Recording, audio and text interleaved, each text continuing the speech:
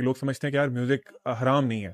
بہت سی یوتھ جس طرح بھی ماس کہہ رہے تھے ڈینائل فیس ہوتا ہے, تو اس میں وہ اپنے آپ کو نا یہ جسٹیفیکیشن دے رہے ہوتے ہیں کہ میوزک حرام نہیں ہے, ہو سکتا ہے مکروہ ہو یا مطلب ڈفرینٹ اس کی وہ نا اپنی تعویلات پیش کرتے ہیں. آپ صلی اللہ علیہ وسلم نے بہت کلیئرلی فرمایا کہ قیامت کے نزدیک میری امت کا ایک گروہ ہوگا جو کہ سلک کو, الکوہل کو, زنا کو and specifically he mentioned musical instruments کو حلال کر لے گا. یعنی اس حدیث سے صحیح بخاری کی حدیث ہے, اور اس حدیث سے کلیئرلی یہ چیز بتائی جا رہی ہے کہ یہ چیزیں حرام ہیں اور اس کو وہ حلال کریں گے either by naming them with a different name یا کچھ تعویلات نکال کے, انٹرپریٹیشنز نکال کے. تو میں دیکھیں ہم لوگوں کے لیے نا بینگ اے مسلم علی بھائی اللہ تعالیٰ کی بات جو ہے نا اور آپ صلی اللہ علیہ وسلم کی بات سفیشینٹ, یعنی ہمیں میں سمجھتا ہوں کہ ریسرچ کی بھی ضرورت نہیں ہے. قرآن میں حدیث میں کلیئر ایویڈنسز موجود ہیں کہ this is not permissible in any form and. سلامتی ہے ان آنکھوں پہ جو ہدایت پہ نظریں جمائے بیٹھی ہیں, ان کانوں پہ جو ذکر خیر کے منتظر رہتے ہیں, اور ان قدموں پہ جو ہدایت کی راہ پہ گامزن ہیں. آئیے اس روایت کو پڑھتے ہیں جس کا بار بار آپ بھی حوالہ دے رہے ہیں اور جو اس باب میں بہت کچھ بنائے استدلال بنتی رہی ہے. جی میں اب وہ روایت آپ کے سامنے رکھ دیتا ہوں. اس روایت کے بارے میں یہ سمجھ لیجئے کہ یہ بخاری سے لی گئی ہے. اس کا رقم ہے 5590. ٹھیک, اس کے الفاظ ہیں اور یہ میں اصل عربی میں پڑھ دیتا ہوں. یہ کہتے ہیں عبد الرحمن بن غنم اشری ہیں یہ, اور انہوں نے یہ روایت ابو عامر رضی اللہ عنہ یا ابو مالک اشری سے روایت بیان کی ہے. ٹھیک, یہ کہتے ہیں کہ یہ بالکل صحیح روایت ہے. واللہ ما کذبنی سمع النبی صلی اللہ علیہ وسلم یقول, اور بخدا انہوں نے مجھ سے جھوٹ نہیں بولا کہ انہوں نے نبی صلی اللہ علیہ وسلم کو سنا کہ آپ نے فرمایا. کیا فرمایا؟ لَيَكُونَنَّ مِنْ أُمَّتِي أَقْوَامٌ يَسْتَحِلُّونَ الْحِرَّ وَالْحَرِيرَ وَالْخَمْرَ وَالْمَعَازِفَ. آپ نے فرمایا میری امت میں کچھ ایسے لوگ ضرور پیدا ہوں گے جو شرم گاہوں اور ریشم اور شراب اور موسیقی کے سازوں کو حلال کر لیں. اب ظاہر بات ہے کہ اس میں جب آپ عام طریقے سے پڑھتے ہیں تو آپ یہ کہیں گے کہ یہ سب کی سب چیزیں جب کہ حلال کر لیں گے تو اس کا مطلب ہے کہ یہ اصلاً حرام ہوں گی. بالکل, یہ روایات کو دیکھنے, روایات کو پڑھنے اور ان کو سمجھنے کا صحیح طریقہ ہی نہیں ہے. اچھا, جب اس طرح کے اسلوب میں بات ہو, دیکھیے اگر تو اسلوب یہ ہو کہ فلاں چیز حرام ہے, میں عرض کر چکا کہ اس کے لیے کیا طریقے قرآن مجید اختیار کرتا ہے, رسالت بآب صلی اللہ علیہ وسلم کیا طریقے اختیار کرتے ہیں, اس پر ہم بڑی تفصیلی بحث کر چکے ہیں. جب اس طرح کے اسلوب میں بات کی جائے حلال کر لیں گے, تو اب دیکھنا چاہیے کہ کیا حلال کر لیں گے, اور کیا یہ ساری چیزیں فی الواقع دین میں ممنوع ہیں, اور کیا اسی طرح ممنوع ہیں جس طرح کہ اسے سمجھی جا رہی ہیں. تو میں سب سے پہلی چیز آپ کے سامنے رکھتا ہوں. اس میں پہلی چیز یہ بتائی ہے کہ میری امت میں کچھ ایسے لوگ ضرور پیدا ہوں گے جو شرم گاہوں کو حلال کر لیں گے. جی, اب میں آپ سے یہ پوچھتا ہوں کہ شرم گاہیں حرام ہیں؟ فی نفسی تو نہیں, یعنی شرم گاہیں کیا اصلاً ممنوع قرار دے دی گئی ہیں؟ اگر آپ کہیں گے شرم گاہیں اصلاً ممنوع ہیں تو اس کا مطلب جانتے ہیں کیا ہوگا؟ اس کا مطلب یہ ہوگا کہ جنسی داعیہ جو خدا نے رکھا ہے وہ اصلاً حرام قرار دے دیا گیا ہے.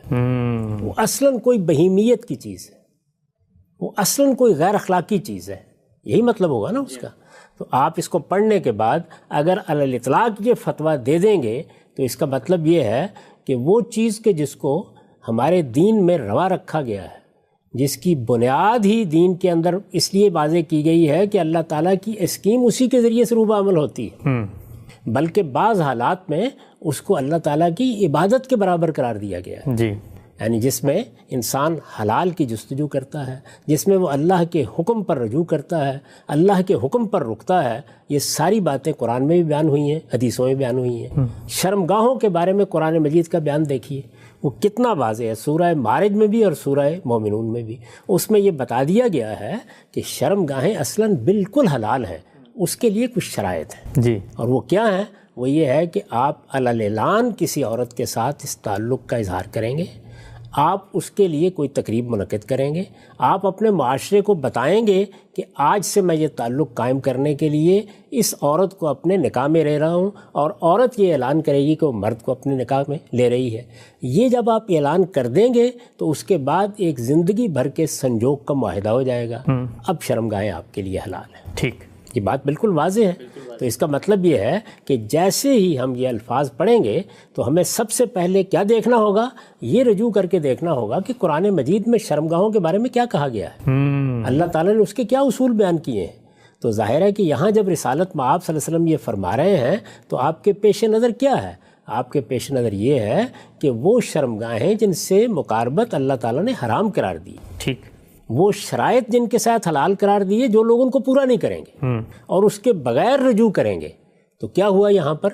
یعنی وہ حدود، وہ شرائط، اللہ تعالیٰ نے جو چیزیں بیان کی ہیں وہ سب چونکہ پس منظر میں موجود ہیں، ان کو سامنے رکھ کر یہ الفاظ علی الاطلاق بول دیے. لیکن کوئی شخص کہے گا کہ روایت میں تو مطلق بیان ہوئے ہیں. میں وہ عرض کر رہا ہوں نا، اسی پر میں نے آپ کو توجہ دلائی ہے کہ جیسے ہی وہ یہ پڑھے گا تو کیا یہ جائز ہوگا کہ وہ اس سے یہ استدلال کرنا شروع کر دے؟ بالکل ٹھیک. وہ یہ کہے یہ علی الاطلاق ممنوع ہو گئی ہیں، شرمگاہوں کے ساتھ اب قربت کسی صورت میں بھی اختیار نہیں کی جا سکتی. اس حدیث نے بالکل واضح کر دیا ہے.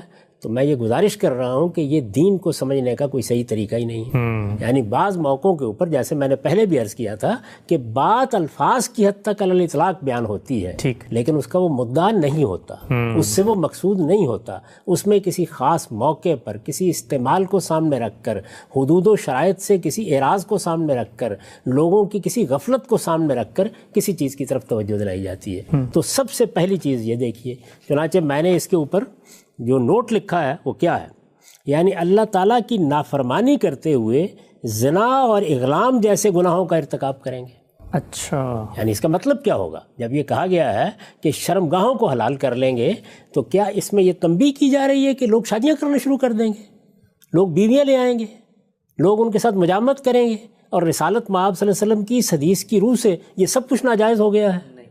اس میں وہ چیزیں بیان ہوں گی جن چیزوں کے بارے میں ہم دوسرے ذرائع سے یہ جانتے ہیں کہ ان کو ممنوع قرار دیا گیا ہے. یعنی جو کام شرمگاہوں میں کرنا حرام تھا ان کو حلال کر لیں گے، اس کو حلال کر لیں گے. ٹھیک. یعنی اس کا مطلب یہ ہوگا کہ وہ شرمگاہیں حلال کر لیں گے جن کو اللہ نے حرام رکھا، ان کے ساتھ وہ معاملہ کریں گے جو معاملہ اللہ نے روا نہیں رکھا. ظاہر ہے کہ اس سے ایک مسلمان واقف ہے، اس سے قرآن مجید کا ایک طالب علم واقف ہے، اس کے بارے میں کسی مزید شرح و وضاحت کی ضرورت نہیں ہوتی. جیسے ہی یہ بات کہی جاتی ہے کہ وہ شرمگاہوں کو حلال کر لیں گے تو ہم چونکہ قرآن مجید کی تصریحات سے واقف ہیں، ہم اپنے دین کی تصریحات سے واقف ہیں، ہم اس معاملے میں اس پوری امت کے اندر یا اس سے پہلے انسانیت میں جو دین کا تصور رہا ہے، اخلاقیات کا تصور رہا ہے، اس سے واقف ہیں. اس کی روشنی میں ہم یہ کہیں گے کہ یہاں وہ شرمگاہیں مراد ہیں جن شرمگاہوں کی طرف رجوع کو اللہ تعالیٰ نے ممنوع قرار دے رکھا ہوا ہے. انہی کے بارے میں رسالت مآب صلی اللہ علیہ وسلم فرما رہے ہیں، نہ کہ علی الاطلاق اب بیویوں کے ساتھ مقاربت، مجامت، نکاح کرنا، انہیں اپنے نکاح میں لانا یہ بھی ممنوع قرار دے دیا. بالکل ٹھیک. تو یہ بات پوری طرح سمجھ لیں، یعنی اللہ تعالیٰ کی نافرمانی کرتے ہوئے زنا اور اغلام جیسے گناہوں کا ارتکاب کریں گے اور اس طرح ان شرمگاہوں کو عملاً حلال کر لیں گے جنہیں اللہ تعالیٰ نے حرام ٹھہرایا. ٹھیک ٹھیک ٹھیک. یہاں میں نے یہ عملاً کے الفاظ اس لیے کہے کہ یہ ضروری نہیں ہے کہ وہ آپ کے سامنے آ کر کہیں کہ آج سے زنا جائز ہو گیا یا یہ کہیں کہ اغلام جائز ہو گیا، بلکہ عملی طور پر لوگ ان گناہوں کا ارتکاب کریں گے. اس وجہ سے یستحلون کے الفاظ استعمال کیے. یہ قید اس لیے ضروری ہے. کیوں مجھے یہ کہنا پڑا، کیوں بتانا پڑا، کیوں ان سب چیزوں کا حوالہ دینا پڑا؟ آپ کہیں گے کہ تو ہر چیز شخص جانتا ہے، تو میں یہ کہہ رہا ہوں کہ ہر شخص وہ سب چیزیں جانتا ہوتا ہے، اس لیے اس کے پس منظر میں رکھ کر ہمیشہ گفتگو کی جاتی ہے. قرآن مجید میں بھی بعض اوقات ایسے اسالیب آ جائیں گے تو ہم یہ کہتے ہیں کہ قرآن فلاں جگہ یہ بات بیان کر چکا ہے، یہ اصول بیان کیا جا چکا ہے، یہ قاعدہ بتایا جا چکا ہے، اس کو سامنے رکھ کر اس کلام کو ہم دیکھیں گے اور اس کے بارے میں ان حدود و شرائط کے بارے میں لوگوں کو متنبع کریں گے. تو میں نے لکھا ہے کہ یہ قید اس لیے ضروری ہے کہ تمام شرمگاہیں حرام نہیں ہیں، یعنی شرمگاہیں اصلاً ممنوع نہیں ہیں، شرمگاہیں اصلاً حرام نہیں ہیں، بلکہ اللہ تعالیٰ نے کچھ حدود و شرائط مقرر کر دیے ہیں جن کے بعد وہ حلال ہوتی ہیں.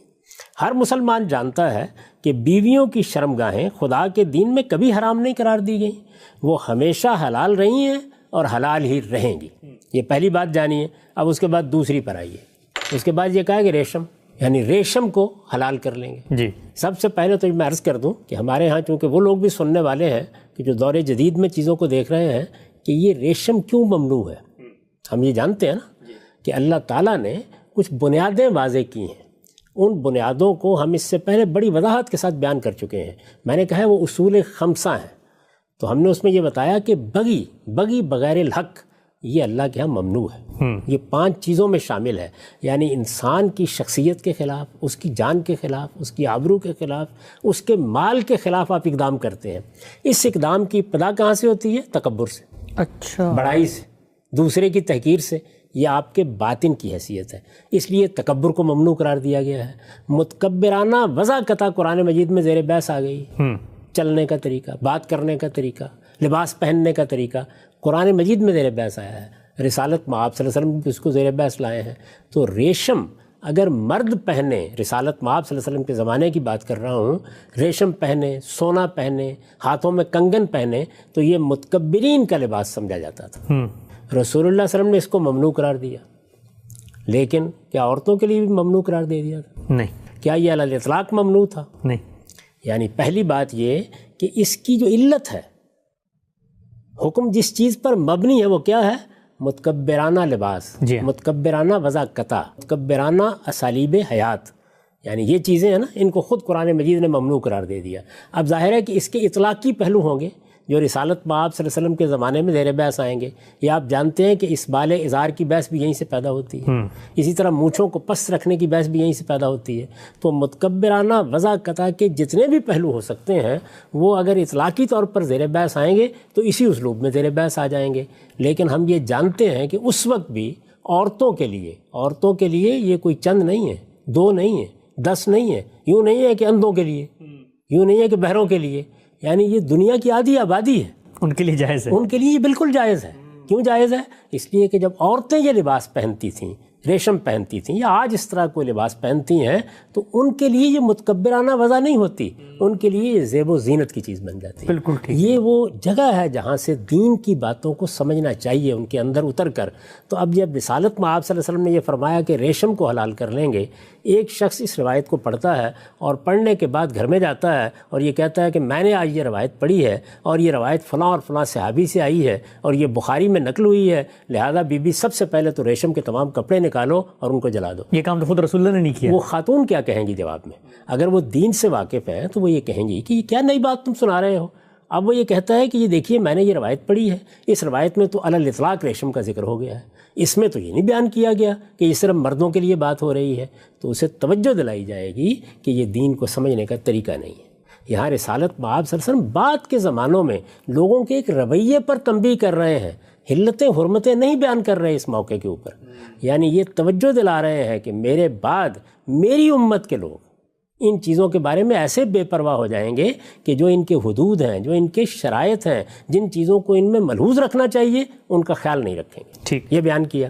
اس کے بعد اب دیکھیے میں نے اس پر کیا لکھا ہے، میں نے لکھا ہے یعنی دیکھیے نا اوپر بیان ہوا ریشم کو حلال کر لیں گے، کوئی شرط نہیں، کوئی قید نہیں، کوئی وضاحت نہیں، یہ تصریح نہیں ہے کہ عورتوں کے لیے یا مردوں کے لیے یا کس صورت میں، یعنی جب وہ کسی معاشرے میں مترفین کا لباس سمجھا جاتا ہو، مترفین متکبرین بڑے بڑے لوگ جس کو بعض حدیثوں میں لباس شہرت بھی کہا گیا ہے، یعنی جب وہ کسی معاشرے میں مترفین کا لباس سمجھا جاتا ہو جو انسان کے باطن میں بغی بغیر الحق کے رجحانات پر دلالت کرتا اور ظاہر میں تکبر کی علامت بن جاتا ہے۔ یعنی اندر کیا ہے؟ تکبر، باہر اس کا ظہور کیسے ہوتا ہے؟ کبھی چال میں، کبھی انداز گفتگو میں، کبھی بات چیت کے طریقوں میں، کبھی دوسروں کے سامنے استدلال کرنے میں، کبھی خاص طریقے کی وضاقتہ میں، اور کبھی لباس میں بھی، اور ظاہر میں تکبر کی علامت بن جاتا ہے۔ نبی صلی اللہ علیہ وسلم کے عہد میں ایسا ہی تھا، اس کی یہ حیثیت اب باقی نہیں رہی، لیکن ہر شخص جانتا ہے کہ اس کی جگہ بہت سی دوسری چیزیں آ چکی ہیں جن کی حیثیت اس زمانے میں وہی ہے جو اس وقت ریشم کی تھی، چنانچہ ان کا حکم بھی یہی ہونا چاہیے، کیونکہ حقیقت جو ہے وہ اس کا اطلاق اب ہوگا۔ دونوں چیزوں پر یہاں توجہ دلائی جائے گی۔ ایک تو یہ کہ یہ کوئی علی الاطلاق حرمت نہیں ہے، یہ عورتوں کے لیے اس وقت بھی جائز تھا۔ عورتیں دنیا کی آدھی بلکہ آدھی سے زیادہ آبادی رہی ہیں، رسالت مآب صلی اللہ علیہ وسلم کی امت میں بھی یہی صورتحال ہے، اس لیے اس کے حدود یہ ہیں، اس کے شرائط یہ ہیں، اس کا پس منظر یہ ہے، اس کی علت یہ ہے، اس کی حقیقت یہ ہے۔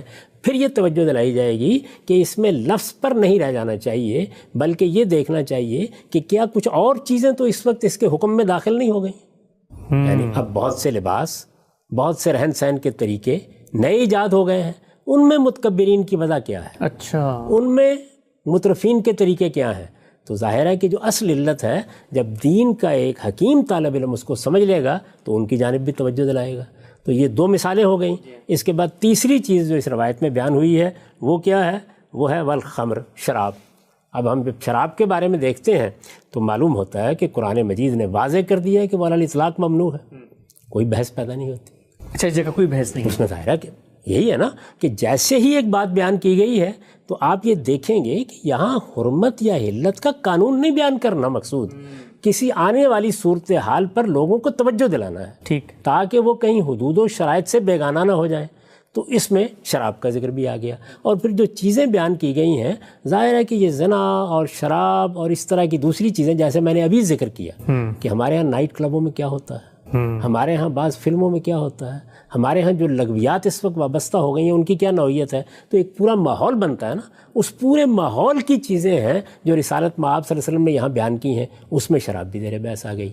تو شراب کے بارے میں ہم کیوں یہ کہتے ہیں کہ یہ علی الاطلاق ہے؟ اگر فرض کیجئے کہ یہاں پر خمر کا ذکر ہوتا اور دوسری جانب ہم قرآن مجید میں جاتے اور وہاں جا کر یہ پتہ چلتا کہ شراب کو تو علی الاطلاق ممنوع نہیں قرار دیا گیا، وہ تو صرف اتنی بات کہی گئی ہے کہ لا تقربوا الصلاۃ وانتم سکارا، ٹھیک، جب تم نماز پڑھ رہے ہو اس وقت تمہیں نشے میں نہیں ہونا چاہیے۔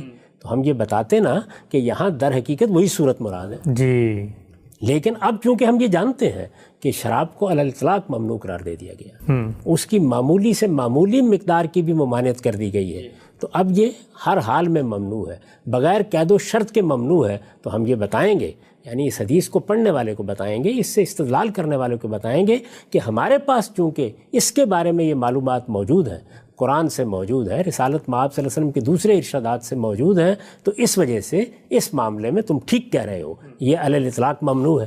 اب آگے بڑھیے، آخر میں پھر وہ موسیقی کے سازوں کا ذکر کیا گیا ہے۔ تو میں عرض کر چکا ہوں کہ اب وہ ساری بحث کو اپنے ذہن میں تازہ کر لیجیے، یعنی ہم یہ جانتے ہیں کہ حرمت کی بنیادیں کیا ہیں، ہمیں یہ معلوم ہے کہ قرآن مجید میں کسی جگہ اس کی حرمت بیان نہیں ہوئی، ہمیں یہ معلوم ہے کہ صراحت کے ساتھ کسی حدیث میں بھی بیان نہیں ہوئی، یہاں بالواسطہ ذکر ہو رہا ہے کہ لوگ حلال کر لیں گے بعض چیزوں کو، انہی کے ذیل میں ذکر آ گیا ہے، اصلاً حرمت کو بیان نہیں کیا جا رہا۔ تو اب ہم وہ ساری چیزیں بتائیں گے جو اس سے پہلے ہم بیان کر چکے ہیں کہ یہاں بھی اصلاً مقصود یہ ہے کہ ان صورتوں میں بھی حلال کر لیں گے جب کہ اس کے ساتھ لغویات وابستہ ہوں گی، اچھا، جب کہ اس کے ساتھ فواحش وابستہ ہوں گے، جب اس کے ذریعے سے شرک کا ابلاغ کیا جا رہا ہوگا، جب اس کے ذریعے سے بدعات کو فروغ دیا جا رہا ہوگا، اس وقت بھی حلال کر لیں گے۔ تو جس طرح ہم نے شرمگاہوں کے بارے میں حدود و شرائط کا ذکر کیا، جس طرح ریشم کے بارے میں پوری تفصیل بیان کی، اسی طرح کا طریقہ ہم اس کے بارے میں بھی اختیار کریں گے۔ چنانچہ دیکھیں میں نے لکھا ہے، مطلب یہ ہے کہ اس صورت میں بھی حلال کر لیں گے، یعنی کس کو؟ موسیقی کے سازوں کو، غنا کو۔ مطلب یہ ہے کہ اس صورت میں بھی حلال کر لیں گے جب وہ مشرکانہ تصورات و عقائد اور فواحش کی ترغیب کے لیے استعمال کیے جا رہے ہیں۔ اچھا اچھا، تو کیا یہ واقعہ نہیں ہے کہ اس وقت بہت بڑے پیمانے پر یہ استعمال ہوتا ہے؟ کیا یہ واقعہ نہیں ہے کہ انہی کے ذریعے سے یہ بہت سی چیزیں لوگوں کے دل و دماغ میں راسخ کر دی جاتی ہیں؟ کیا یہ واقعہ نہیں ہے کہ اسی کے نتیجے میں لوگوں کے اندر جنسی ترغیبات پیدا کی جاتی ہیں؟ یہ سارے استعمالات ہم جانتے ہیں۔ تو جب ہم گفتگو کر رہے ہیں تو ہم بار بار اس لیے یہ کہہ رہے ہیں کہ یہ ان کا استعمال ہے جو زیر بحث آئے گا۔ تو وہ استعمال کی صورتیں ہیں جن کو دائیں بھی دیکھیں گے، بائیں بھی دیکھیں گے، حال میں بھی دیکھیں گے، مستقبل میں بھی دیکھیں گے اور توجہ دلائیں گے۔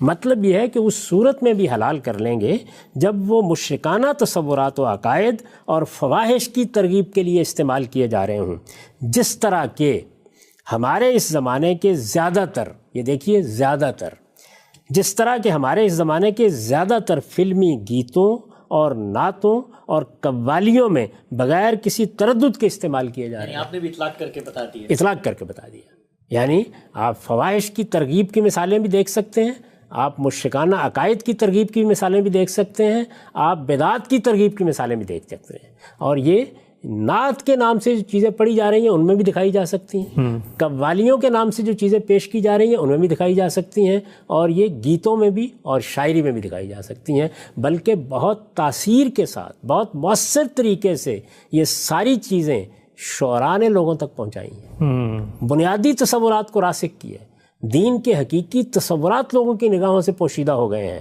یعنی اس فن کو اس طرح استعمال کیا گیا ہے، لیکن یہ ہوگا اس کا استعمال ہی زیر بحث ہے، اور اس استعمال کو سامنے رکھ کر رسول اللہ صلی اللہ علیہ وسلم فرما رہے ہیں، میں نے یہ لکھا ہے کہ یہ شرط اس لیے ضروری ہے کہ اللہ تعالیٰ نے سورہ اعراف کی آیت 33 میں صراحت کر دی ہے کہ خور و نوش کی حرمتوں کے علاوہ اس نے صرف 5 چیزیں حرام کی ہیں، یعنی فواحش، حق تلفی، جان و مال اور آبرو کے خلاف زیادتی اور شرک و بدعت۔ آگے کی روایتوں سے یہی حقیقت مزید مبرہن ہو جائے گی۔ اچھا یعنی آگے صرف یہی نہیں کہ یہ میں نے ماضی بیان کر دیا، قرآن کی طرف توجہ دلا دی، اصول خمسہ کی طرف توجہ دلا دی، آپ کو بتا دیا کہ خود اس روایت میں جو چیزیں بیان ہوئی ہیں وہ بھی اس شرح و وضاحت کا تقاضا کرتی ہیں، صرف موسیقی نہیں، شرمگاہیں بھی اس کا تقاضا کرتی ہیں، ریشم بھی اس کا تقاضا کرتا ہے۔ آگے کی روایتوں میں خود رسالت مآب صلی اللہ علیہ وسلم کا طرز عمل بتا دے گا کہ یہاں یہ بات علی الاطلاق نہیں کہی گئی، اس میں در حقیقت اس کا برا استعمال ہی زیر بحث ہے۔ اور چونکہ وہ زمانہ آنے والا تھا کہ صحابہ کرام کے بعد لوگ اس معاملے میں بے احتیاطی اختیار کریں گے، یہ بے احتیاطی تاریخ میں بھی اختیار کی گئی ہے، اس وقت بھی ہم دیکھتے ہیں کہ اختیار کی جا رہی ہے۔ تو اگر رسالت مآب صلی اللہ علیہ وسلم نے ان سب چیزوں کے بارے میں متنبہ فرمایا تو یہ بالکل صحیح فرمایا۔ اس لیے روایت پر کوئی اعتراض نہیں ہے، اصل چیز یہ ہے روایت کو کہاں رکھنا ہے، اس کو کس طرح سمجھنا ہے، اس کو لوگوں تک کیسے پہنچانا ہے۔ اس طرح کے اسلوب میں پھر عرض کروں کہ حرمتیں نہیں بیان ہوتی، ایسے موقعوں کے اوپر پہلے سے موجود کچھ چیزیں ہوتی ہیں جن کو اللہ تعالیٰ نے بعض حدود و شرائط کے ساتھ اور بعض جگہ علی الاطلاق ممنوع قرار دیا ہوتا ہے، ان کے کسی استعمال کو یا ان کے بارے میں کسی غفلت کو سامنے رکھ کے یہ یستحلون کے الفاظ استعمال کیے جاتے ہیں۔ صاحب جو بات آپ نے آخر میں فرمائی کہ خود رسالت مآب صلی اللہ علیہ وسلم سے منسوب ایسی روایات ہیں جن میں یہ جو اس کے استعمالات ہیں، یہ جو حدود و شرائط آپ نے گفتگو میں بیان کیے، وہ خود اطلاق کر کے رسالت مآب صلی اللہ علیہ وسلم کے اسوے میں، آپ کی سیرت میں، آپ کے قول میں بھی سامنے آ رہے ہیں۔ میں چاہتا ہوں بحث کو فوراً اب آگے بڑھا کے میں ہر آدمی یہ پوچھنا چاہے گا کہ پھر رسالت مآب صلی اللہ علیہ وسلم نے اگر یہی استعمالات تھے تو یہاں پر تو ایک مذمت آئی ہے، منفی پہلو سے بات ہوئی ہے کہ غلط استعمال ہوگا، تو کیا باقی روایتوں میں یہ جو اچھے استعمالات ہوتے ہیں ان کی رعایت سے بھی کوئی چیز فرمائی ہے کیا؟ میں وہی عرض کر رہا ہوں، میں پہلے بتا چکا، یہ روایتیں جب ہم نے پڑھنا شروع کی تو میں نے اس وقت یہ عرض کیا تھا کہ مذمت کے مضامین بھی ہوں گے، ترغیب کے مضامین بھی ہوں گے، تحسین کے مضامین بھی ہوں گے، اباحت کے موضوعات بھی ہوں گے، یہ سب چیزیں ہوں گی، اس لیے کہ وہی بات ہے جو میں عرض کر رہا ہوں کہ علی الاطلاق ان میں سے کوئی چیز ممنوع نہیں ہے۔ موسیقی ممنوع نہیں ہے، تصویر کشی ممنوع نہیں ہے، اداکاری ممنوع نہیں ہے، شاعری ممنوع نہیں ہے، کوئی چیز بھی ممنوع نہیں ہے جن کو ہم فنون لطیفہ سے تعبیر کرتے ہیں، یہ ان کے استعمالات ہیں۔ اور کسی چیز کے استعمالات اگر بہت زیادہ غلط ہو جائیں، بہت زیادہ حدود سے متجاوز ہو جائیں تو بعض اوقات اسی طرح تعمیم کے الفاظ میں ان کی طرف توجہ دلائی جاتی ہے۔ یہ اسالیب ہم بھی اختیار کرتے ہیں۔ اچھا، میں اس سے پہلے آپ کو مثالیں دے چکا کہ ہم یہ کہا کرتے تھے کسی زمانے میں کہ یہ ریڈیو ٹیلی ویژن یہ تو شیطان کے کارخانے ہیں۔ تو اس طرح کے اسالیب استعمال کیے جاتے ہیں جب آپ یہ محسوس کرتے ہیں کہ کسی چیز کا زیادہ استعمال غلط ہو رہا ہے یا لوگ اس معاملے میں غفلت برت رہے ہیں۔ ان اسالیب کو سامنے رکھ کر ہمیشہ روایتیں پڑھی جاتی ہیں اور اسی طرح ان کو دیکھا جاتا ہے۔ ہمارا دین اس طرح کے مبہم یا مجمل فکروں پر مبنی نہیں ہے، وہ محکمات پر مبنی ہے۔ اور وہ کیا ہے کہ دین نے پہلے یہ بیان کر دیا کہ حرمت کی بنیادیں کیا ہیں، خور و نوش میں یہ بنیادیں ہیں، اخلاقیات میں یہ بنیادیں ہیں، اس کے بعد اس کے اطلاق کی صورتیں مختلف حدود و شرائط کے ساتھ جگہ جگہ زیر بحث آتی رہتی ہیں۔ جس طرح کہ بغی کو حرام قرار دے دیا، یہ بتا دیا کہ اس کی بنیاد انسان کے باطن میں تکبر کے احساس سے پڑتی ہے۔ اب رسالت مآب صلی اللہ علیہ وسلم اس کا اطلاق کر رہے ہیں اور یہ دیکھیے کہ مترفین کے متکبرین کے ایک لباس یعنی ریشم پہننے پر کر دیا، اس بال کے طریقے پر ازار باندھنے پہ کر دیا، مونچھیں رکھنے کے ایک خاص وضاقتہ پہ کر دیا۔ یہ سب اطلاقی چیزیں ہیں، اسی اصول سے پھوٹی ہوئی چیزیں، یعنی پہلے بنیاد واضح کی جاتی ہے پھر اس کے بعد یہ چیزیں زیر بحث آتی ہیں۔